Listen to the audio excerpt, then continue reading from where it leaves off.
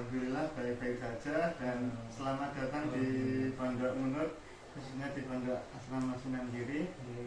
Terima kasih sudah berkenan hadir di sini. Nami kula Bapak Nandri. Oh, saya Fatah di sini sebagai pengurus. Oh, nggih. Jadi di sini ada beberapa pertanyaan yang ingin saya ajukan ke Bapak mengenai situasi di Pondok Asrama TK Al-Quran Sunan Giri ini. Mungkin ada beberapa nanti yang ingin saya tahu kenapa kok wali santri itu sangat dominan sekali untuk naruh anaknya di sini atau memondokkan anaknya di sini. Mungkin dari segi apa yang menjadi utama atau pikiran utama pengurus di sini atau lembaga di sini untuk menyongsong anak itu supaya dia bisa di suatu kayak pembelajaran seperti itu. Jadi di sini saya ada beberapa pertanyaan yang nanti akan saya ajukan ke Bapak. Ya, insya Allah kalau saya bisa bantu, saya bantu kalau saya tadi. Oh, oke, siap. Jadi di sini saya ada pertanyaan yang pertama itu bagaimana Bapak keadaan di pondok pesantren ini? Keadaan apa? Keadaan di pondok pesantren ini. Maksudnya keadaan apa ini? Lingkungannya atau anaknya atau? Nah, mungkin dari segi aktivitasnya dari jam berapa ke jam berapa? Aktivitasnya itu dari jam 3:30 pagi. Oh, dari jam 4 pagi sampai jam 9 malam. Tapi itu juga ada istirahatnya. Tidak semuanya gitu. Mungkin dari jam 3:30 pagi itu mulai acaranya apa aja, Pak? Nah, pertama mandi pagi. Oh, okay. Ya, terus setelah itu sholat subuh, jamaah. Terus setelah itu yang PPQ ngaji PPQ, belajar Al-Quran, yang intinya belajar sekolah formal. Oh, jadi ada PPQ dan dinia ya. Jadi anak-anak itu yang masih SD, ada yang PPQ, ada yang dinia. Oh, gitu. Ketika baru masuk ke sini berarti dia masuk PPQ selama 2 tahun. Oh, saya itu di dinia gitu. Nanti anak-anak itu istirahat sekitar jam 1:30 lah. Setelah sholat zuhur itu istirahat sampai 2:30. Nanti mulai aktivitas lagi di situ sampai jam 9:30 malam. Sampai jam 9:30 malam. Ya, itu baru tidur. Jadi baru istirahat. Kalau untuk sekolah formalnya itu mulai jam berapa? Sekolah formalnya itu dari jam 7 sampai jam 11:30. Sampai jam 11:30. Oke. Jadi sejak sekolah formalnya dari jam 7 sampai jam 11:30. Setelah itu nanti anak-anak pulang. Pulang siang baru sholat baru tidur. Oh, setelah itu tidur. Itu nanti untuk setelah tidur baru lanjut kegiatan selanjutnya. Ya gitu. Oke, siap. Bisa dipahami. Jadi untuk pertanyaan yang kedua, Bapak, apa permasalahan di lingkungan pesantren ini yang paling sering ditemukan di sini? Karena di sini itu anak-anak kecil, jadi permasalahannya itu ya biasalah. Anak-anak kecil itu kadang juga saling bullying. Oh, gitu ya. Saling lolokan gitu ya. Kadang jarak-jarakan sama temennya terus baper gitu kan. Oh, jadi itu seputar itu kalau masalahnya anak-anak. Tapi nanti ketika ada masalah seperti itu, insya Allah dari pengurus bisa mengatasi. Jadi di sini kebanyakan anak-anak itu kelas berapa, Bapak? Mungkin rata-rata itu? Di sini dari kelas TK sampai kelas 6 ada. Kalau yang banyak berapa ya? Tidak apa saya. Oh, mau dari TK juga? Ada dari PAUD malah ada. Itu. Berarti ya? Sedikit kalau yang PAUD sama TK itu sedikit, yang banyak itu SD-nya. Oh, yang paling banyak SD-nya. Jadi kadang ada siswa pindahan di tengah kelas 3, kelas 4 atau kelas berapa pindah masuk ke pondok sini ada. Oh, begitu. Berarti di sini tuh kayak nggak hanya anak yang ada di pesantren ya, melainkan kalau yang sekolah juga ada yang dari luar gitu ya. Ya, ada seperti itu. Berarti juga termasuk banyak berarti Bapak ya. Selain bullying atau lolokan terhadap anak itu kan perihal yang wajar ya Bapak. Iya, itu wajar. Di rumah kayak gitu. Iya. Di pesantren.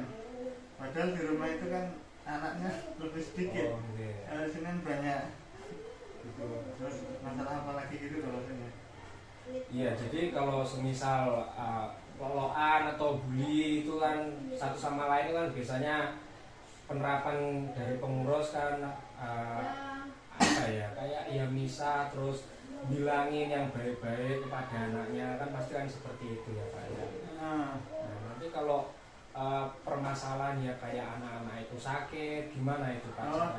Kalau sakit itu gini, pertama kita obati dulu kan setiap kamar itu ada pengasuhnya. Jadi setiap kamar itu ada sekitar 6-7 anak lah, itu diasuh oleh bapak kamar satu.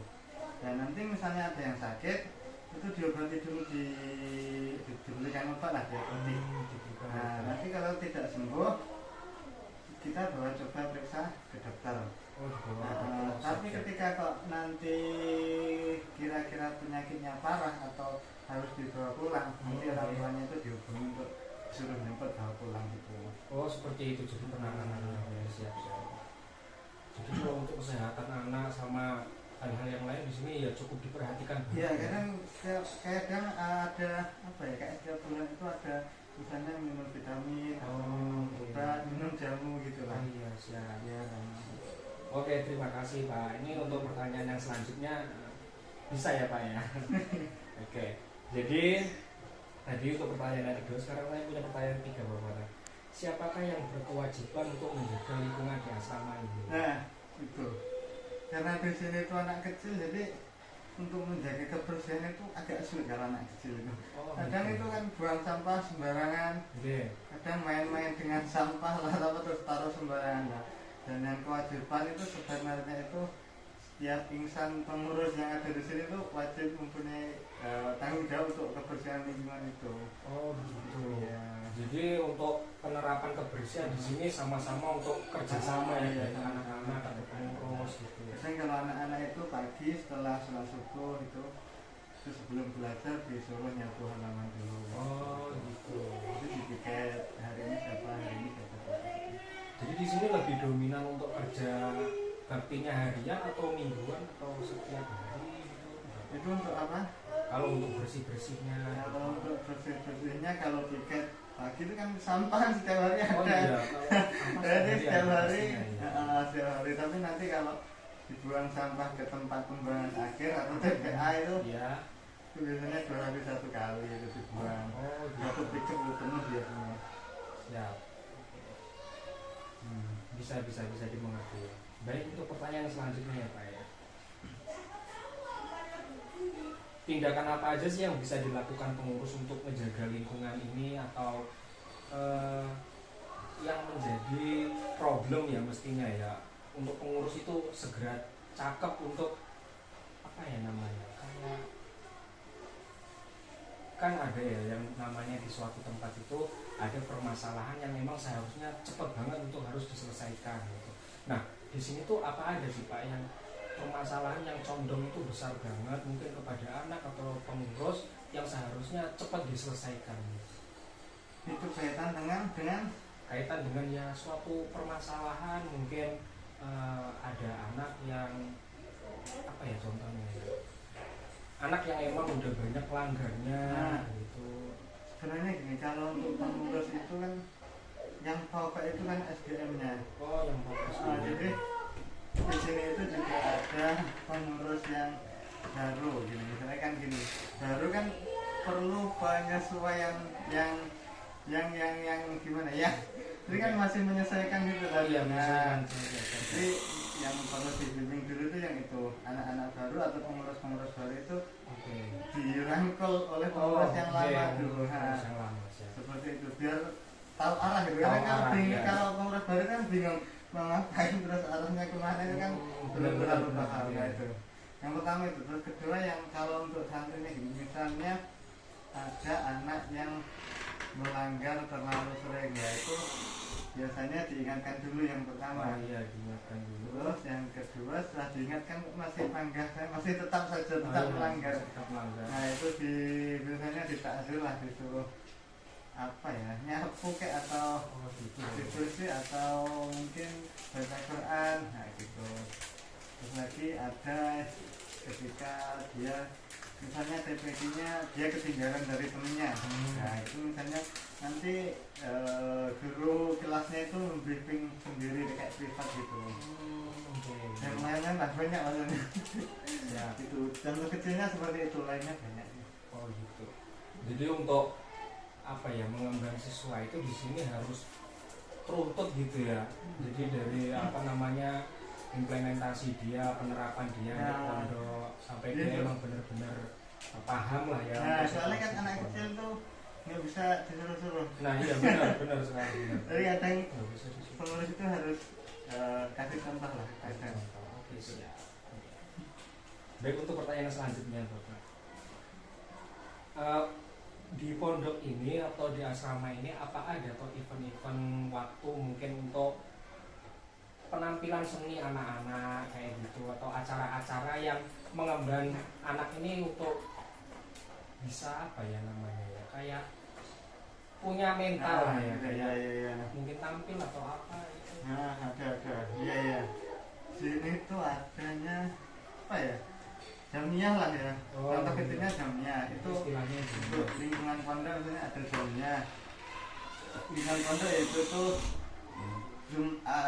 satu bulan 2 kali setiap malam Jumat ya. Itu untuk pondok. Juga ada puisi, pidato, apa lagi ya,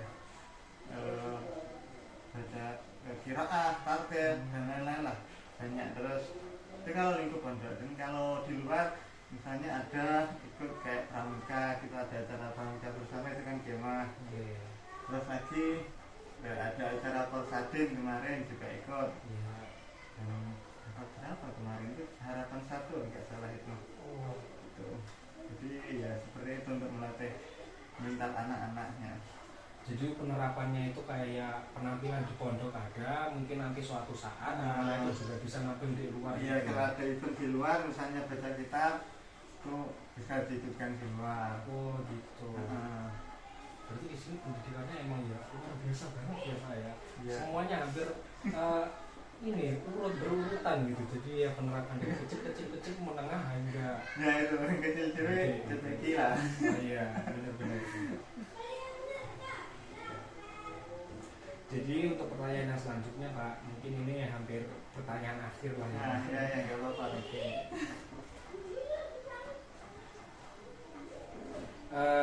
Tindakan apa sih yang dilakukan pengurus jika melihat anak-anak ini yang biasanya kan anak-anak ini usil banget ya, mungkin dia merusak inventaris pondok atau merusak apa yang sudah menjadi kepemilikan pondok ini, akhirnya menjadikan apa ya, kayak pondok ini harus beli apa alat-alat lagi kayak gitu. Itu biasanya gimana sih Pak untuk nanganinnya itu, untuk buat anak-anak gitulah ya. Ya itu anak kecil itu kadang ya seperti itu. Oh iya. Jadi untuk nanganinya itu misalnya kayak fasilitas pondok lah ya, di kamar itu kan ada pengurusnya. Jadi pengurusnya itu harus telaten ngeceki lah ya. Oh iya, inventaris kamar itu. Soalnya kalau dikit nggak diperbaiki kan lama-lama menjadi bukit ya, kayak akhlak kan. Begitu lah. Jadi contoh kecilnya seperti itu, ada yang kontrol. Nanti kalau misalnya ada pengurus yang lihat, itu juga diingetin, itu insya Allah anak-anak sudah oh ini nggak boleh gitu, nggak boleh dilakukan gitu. Atau mungkin pas jamnya itu kan anak-anak ngumpul semua. Kadang di situ pengurus itu kasih pesan-pesan singkat lah di situ tentang baiknya di pondok itu bagaimana gitu. Kalau boleh tahu di sini emang rata-rata pengurus berapa ya Pak? Di sini itu berapa ya? Kalau kamarnya itu ada 13. Oh ada 13, ada 13 kamar. Yang putra 13, yang putri ada 9. Kalau pengurusnya itu putri 10 orang, putra 15. Oh berarti di sini bukan cuma untuk putra ya pondoknya? Nah ada putri ada. Oh ada sendiri. Ada putri. Jadi kalau boleh tahu asrama ini tuh lebih merekrutnya ke anak-anak atau siapa aja boleh sih Pak? Ya, jadi kalau di Pondok Unut itu gini, unit-unit pendidikannya itu disendirikan. Nah kalau untuk Sunan Giri, nah itu khusus anak SD, SD, TK, PAUD itulah. Oh iya. Nah nanti kalau sudah SMP pindah lagi di, kalau yang putra di Sunan Gunung Jati, kalau putri di Pangandaran SMA demikian. Jadi punya tempat sendiri, tidak campur jadi satu itu. Berarti kalau di sini kan tempat anak-anak berarti asrama Al-Quran Sunan Giri ya. Asrama TK Al-Quran Sunan Giri. Oh gitu. Iya. Jadi ini pertanyaan terakhir Pak ya. Katanya udah terakhir tadi. Oh iya hampir. Oh ya hampir ya yang terakhir. Jadi pertanyaan yang terakhir ini, pondok atau asrama ini tuh dalam kurikulum pembelajaran itu lebih kemana?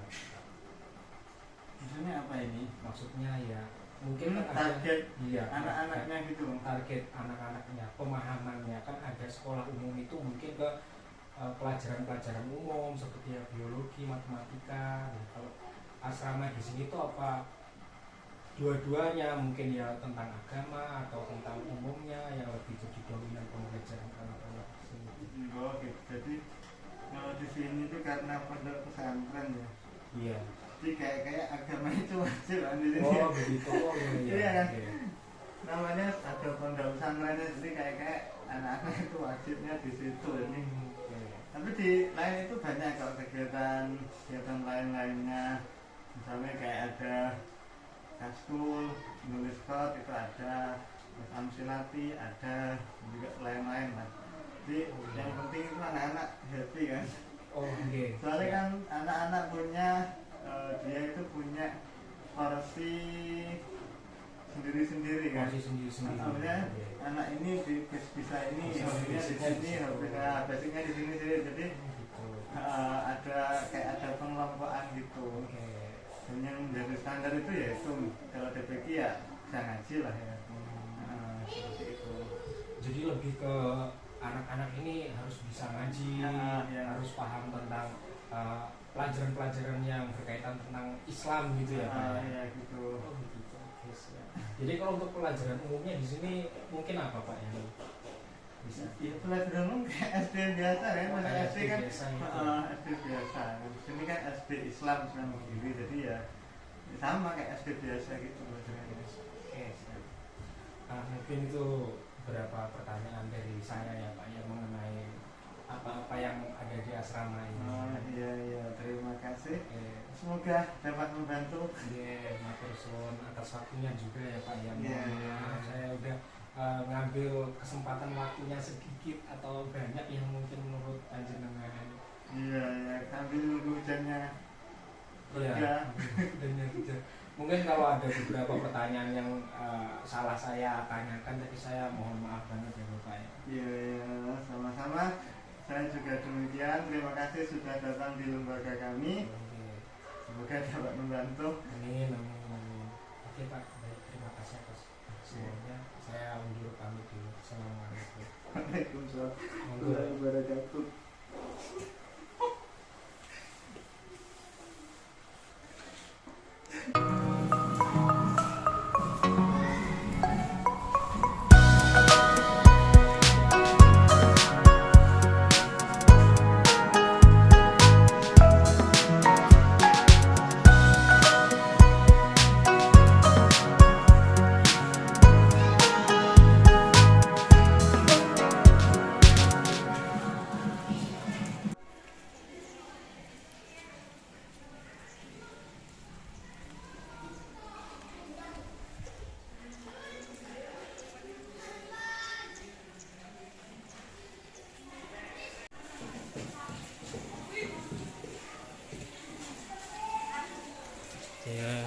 Ya gini lah ya.